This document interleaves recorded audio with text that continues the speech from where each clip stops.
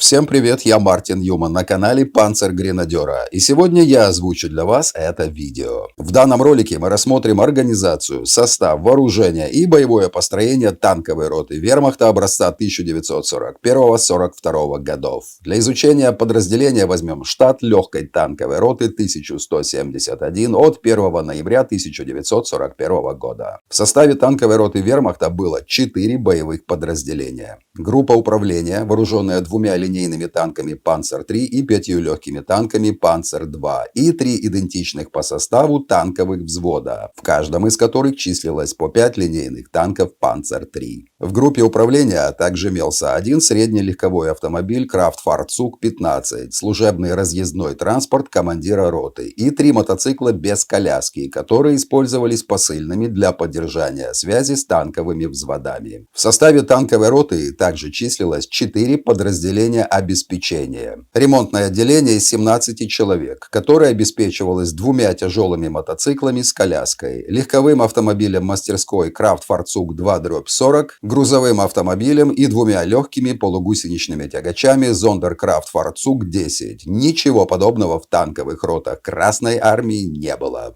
Первое отделение боевого обеспечения, которое занималось приготовлением пищи для личного состава, ремонтом стрелкового оружия, подвозом горючего, медицинским обеспечением и ведением служебного дела производства. Второе отделение боевого обеспечения, которое являлось резервом пополнения экипажей танков взамен выбывших. И вещевое отделение, которое занималось ремонтом обуви и обмундирования, а также перевозкой резервной одежды. Благодаря подразделениям обеспечения танковая рота вермахта была гораздо более автономной, чем танковая рота Красной Армии. У немцев имелись запасные танковые экипажи, которыми можно было заменить выбывших из строя солдат. А собственное ремонтное отделение позволяло оперативно устранять некоторые поломки боевых машин и приводить их в боевую готовность. Рассмотрим чуть детальнее группу управления, которая является своего рода резервным боевым подразделением. Командир роты в звании Хауптмана был одновременно командиром одного из танков «Панцер-3». Второй офицер в звании лейтенанта или обер-лейтенанта был заместителем командира роты и командиром 5 легких танков «Панцер-2». Командиром второго среднего танка группы управления был унтер-офицер. В состав группы управления также входило 5 экипажей танков и 3 мотоциклиста посыльных. Все танкисты вооружались пистолетами, а водитель легкового автомобиля командира роты и посыльные винтовками. В каждом из 7 танков имелось бортовое оружие, пистолет, пулемет. Танки «Панцер-3» могли иметь модификацию от F до J, чаще были вооружены 5-сантиметровой пушкой КВК-38.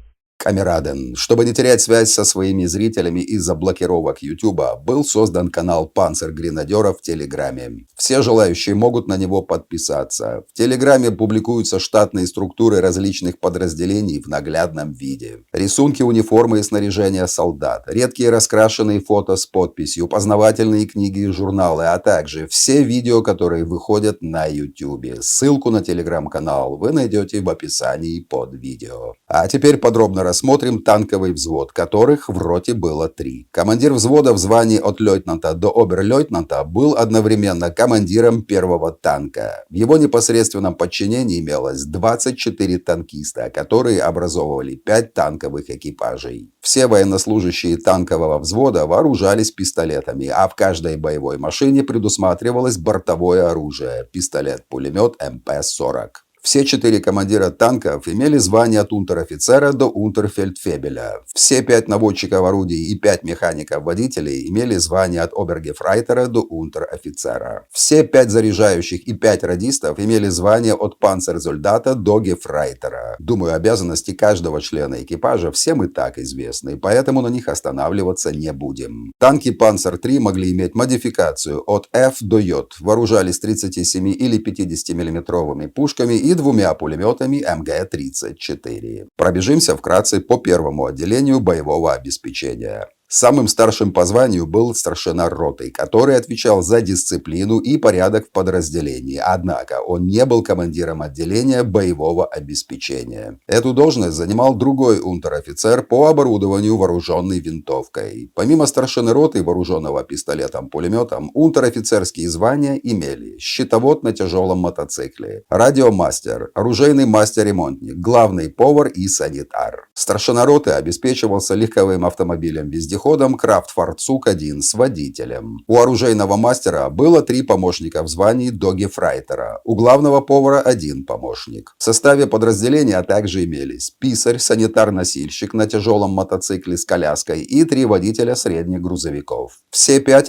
имели звание доги-фрайтера. Один из грузовиков предназначался для полевой кухни, а второй для перевозки горючего. Второе отделение обеспечения, как уже говорилось ранее, было по сути резервом пополнения экипажей танков взамен выбывших. В его составе числились 4 унтер-офицера, которые могли исполнять обязанности командиров танков и механиков-водителей, 10 танкистов в звании доги-фрайтера, которые могли исполнять обязанности наводчиков, радистов, заряжающих и водителей танков, 3 водителя грузовых автомобилей, обслуживающих 2 средних грузовика, один из которых был предназначен для перевозки личного состава, а другой для перевозки имущества. В состав последнего вещевого отделения входили командир подразделения, занимавший должность счетовода в чине унтер-офицера, портной, сапожник и водитель грузовика для перевозки имущества и оборудования. И настало время рассмотреть самый интересный аспект, а именно боевое построение танковой роты вермахта. Многие ошибочно полагают, что во время атаки немецкие танки выстраивались в некий клин, направленный острием к противнику, и вспарывали таким образом оборону. Это мнение ошибочно, хотя имеет небольшую долю правды. Да, действительно, танковый взвод строился в форме клина, острие которого было направлено в сторону противника. В центре размещался танк командира взвода. Чуть позади него слева и справа на расстоянии 30-40 метров друг от друга следовали другие машины подразделения. Однако боевое построение танковой роты вермахта было совершенно иным. Оно собиралось из клиньев танковых взводов, как конструкция из отдельных модулей. В результате боевое построение танковой роты выглядело как тупой клин, основание которого было направлено в сторону противника. Впереди, на расстоянии 50 метров друг от друга, выдвигались 2 клина, образованных танками 1 и 2 взводов.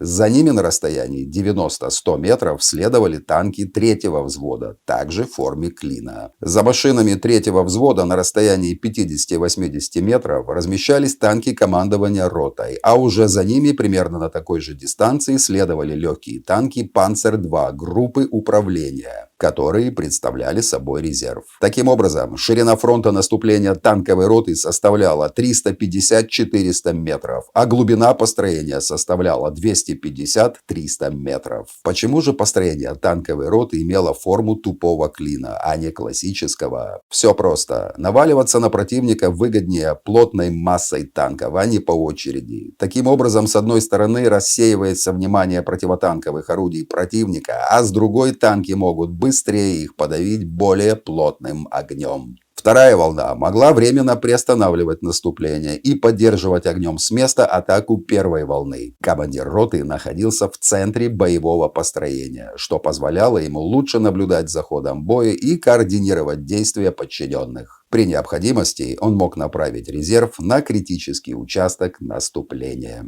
Подведем итоги видео. В легкой танковой роте вермахта образца 1941-42 годов числилось 17 средних танков «Панцер-3». При этом радиопередатчики имели исключительно танки командиров взводов и роты, то есть всего 5 машин, а остальные были оборудованы только радиоприемниками. 5 легких танков «Панцер-2», 3 легких полугусеничных тягача, 3 легких автомобиля, 7 средних грузовых автомобилей, 7 мотоциклов. Личный состав танковой роты насчитывал 5 офицеров, 63 унтер-офицера и 91 рядовой солдат. Итого 159 военнослужащих. Если вам понравилось это видео и вы хотите, чтобы такого контента появлялось больше, поддержите канал Панцирь-Гренадера 2 осмысленными комментариями и нажмите на колокольчик. Также требуется помощь в озвучке новых видеороликов, так как старому профессиональному диктору пока нет возможности платить из-за мизерного дохода с нового канала. Поддержать Панцирь-Гренадера можно или безвозмездной озвучкой, или финансовым донатом. А я, Мартин Юман, озвучил это видео бесплатно в качестве поддержки. А вы подписывайтесь, ставьте лайки и до скорого!